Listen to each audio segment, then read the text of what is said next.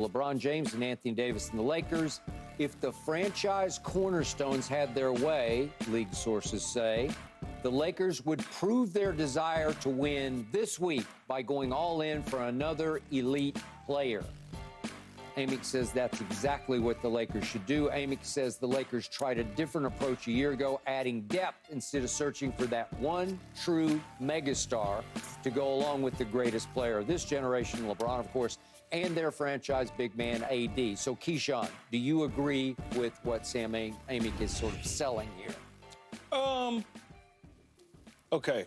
So the whole LeBron started well, Paul and them probably started it, but LeBron got credit for the big three superstardom type situation in Miami, right? Those were three bona fide all-star, superstar pieces. Then they added a Ray Allen later on, but they had some other guys around them. So when I look at the Lakers situation and I look at the rest of the league, it's not three superstars that are winning the championship. There's two superstars, and then there's a guy who is a non-perennial all-star, but may have got a cup of coffee at an all-star game here or there. It could project to be an all-star. So when you look at a Porzingis, it's not perennial all-star. It's not every single year he's going to the all-star game, all-star game, all-star game. You know, a cup of coffee. But he got the two young guys and then they added another guy in Drew Holiday, Derek White along the way. That's what the Lakers got to do. There's no need to go out there and try to go get Steph Curry. Like, it's just like, what are you doing? That's not going to help you. You got to have a guy that maybe once upon a time was the lead dog of a team, but now he is the third option for you. In any moment, he can give you 15 real fast. That's the type of guy that I think they should go out and get. I don't need three dudes making $50 million a year or whatever the number is now, $60 million a year. That doesn't seem like that doesn't win a championship for you.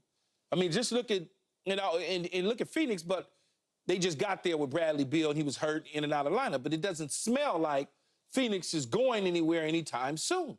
I wouldn't consider Minnesota as deep as they went in the Western Conference Final with three superstars. I consider they got a rising guy in Ant-Man. They got a guy that comes and goes in Anthony Towns.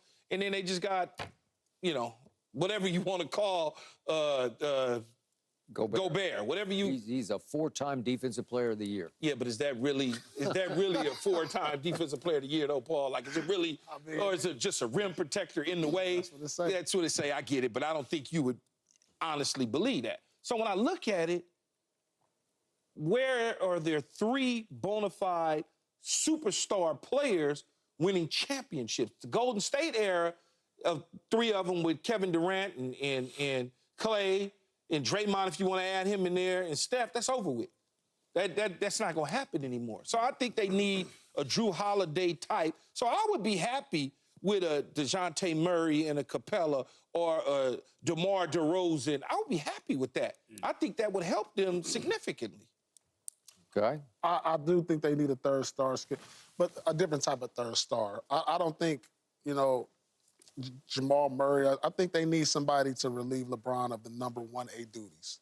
If you're talking about winning a title, I think it's just too much to continue to ask LeBron to be that guy night in and night out throughout the course of an 82-game season, throughout the course of a long playoff run.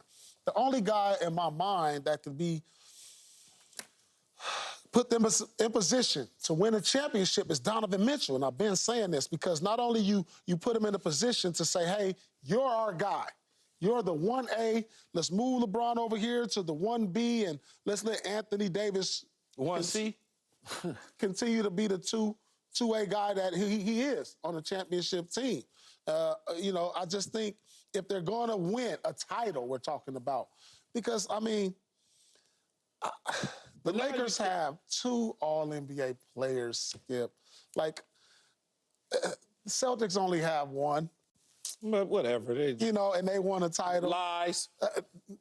That's what I'm saying. So I just think LeBron has to change the way he plays. You have to find a 1A superstar And there's only one out there that really makes the most sense. I mean, you're not going to get Booker. You're not going to get Steph Curry and Kevin Durant. You know, so if they're trying to win a title, yes, if you can find a way to get rid of Reeves and, you know, the draft picks and all the rest of these minions they got over there, you know, throw them all together in a pot and get them. Minions. Yeah, but you again, Paul, you're asking them to go get Donovan Mitchell. Yeah. You're gonna have 3 dudes making $160-something million combined between the 3 of them, or whatever that number would be.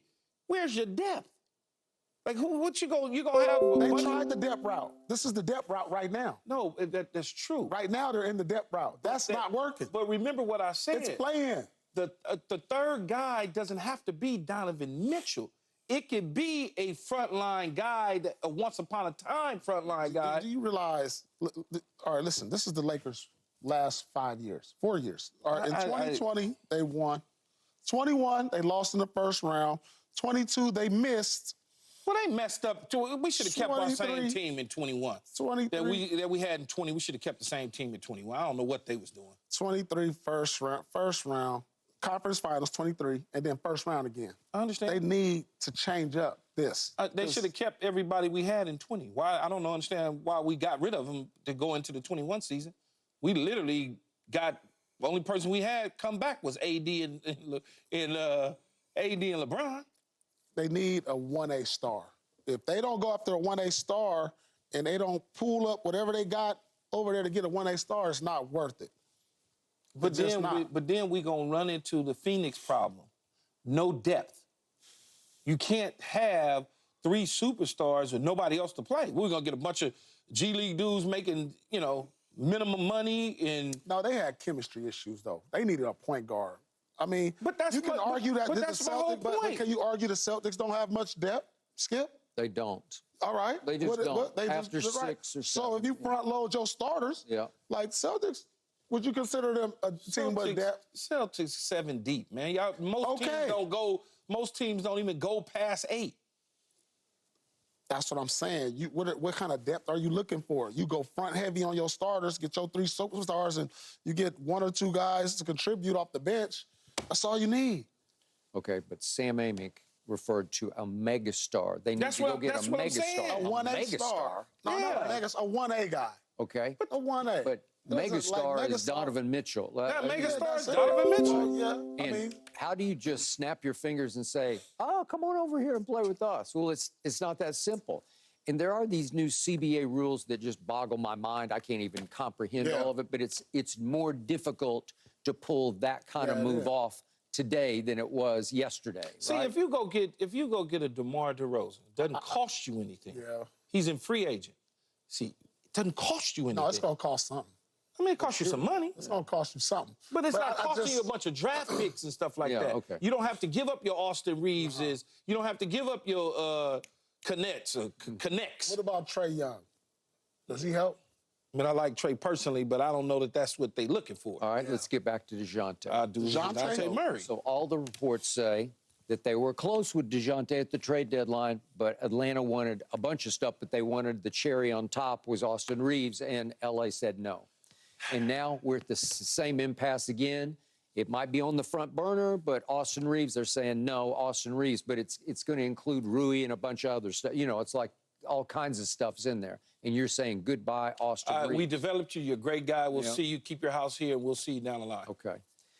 I can't fight you on this as much as I think LeBron really likes Austin Reeves because he trusts him and he vibes with him. He trusts his IQ, his feel, his ability to share the basketball and pass the ball back and forth with LeBron. And he's a try-hard guy. And he's definitely a try-hard guy. And he will take and make big shots, but he's not going to score a whole lot of points, mainly because it's LeBron and AD, and they're going to get the bulk of the shots and the work.